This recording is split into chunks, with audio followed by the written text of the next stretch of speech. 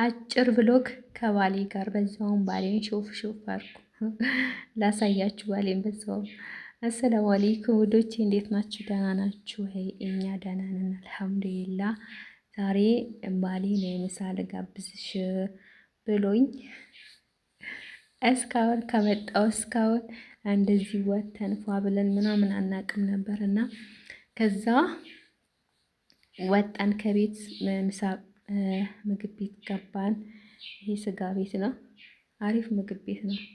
ከዛ ምግባችን እስኪቀርብልን ድረስ ወሬ እያወራን ምናምን እዩት ባሌ ማሻላ እኮ ነው፣ ቆንጆ ነው፣ ግን ካሜራ አይወድም። ወይኔ እኔ ይገርመኛል ራሱ ማለት ነው ለምን ካሜራ እንደማይወድ ወላሂ። ከዛ ምሳችን መጣልን። ይሄ ነው ክትፎ ነበረ። እኔ ክትፎ አልወድም፣ ጥሬ ስጋ ስለማልወድ ለብ ለብ ተደረገ፣ ተጠበሰ፣ ጥብስ ሆነ ማለት ነው። ክትፎ ነበር ያዝዝ ነው። ከዛ ጥብስ አደረግ ነው።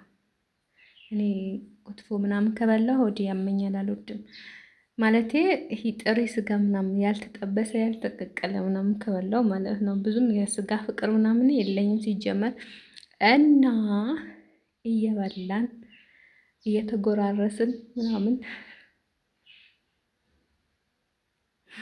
ቅረጭ ችግር የለውም ብሎኛል። ላስገባው ስለ ቅረጭ ችግር የለውም አለኝ። ወስቶት እኮ ነው እና ትንጎራረስ ይለው ለማሽቃበጥ እኔ መጎረስም አልወድም። መጎረስም ማጉረስ ምናምን አልወድም እና ሊያጎርሱኝም ላጎርስም አልወድም። ደግሞ ወንዶች ትልልቅ አንስተው ነው የሚያጎርሱትና አንዳንዴ ያንቃል ራሱ። ትንሽ አያጎርሱም ብስምላ እና ትንሽ አጎርሰኝ ምናምን ብዬ አኮረፍኩኝ ምናምን ተቆጣው። ላንቺ ብዬ ነው ምናምን ተባባልንና ከዛ እየበላን መጎራረስ እኮ የኛ ሀገር ባህል ብቻ ነው። እንደውም ይሄ በልዩ እንትን በድንቃ ድንቅ መመዝገብ አለበት እኮ። ሌላ ሀገር ሲጎራረሱ አይቼ አላውቅም እኔ። እኛ ሀገር ብቻ ነው የሆነ ሰው ካላመመው ወይ ሕፃን ካልሆነ ወይ ሽማግሌ ምናምን ካልሆነ እኮ አይጎረስም። ባልና ሚስት ራሱ ፍቅራቸውን ለመግለጽ እኮ ይጎራረሳሉ ነው አይደል?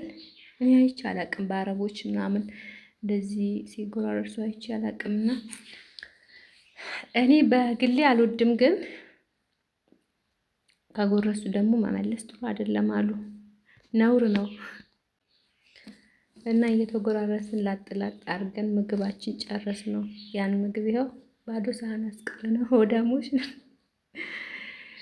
ከበለን በኋላ እንደገና ቡና ልጋብዝሽ ብሎኝ ቡና ልንጠጣ ገባን።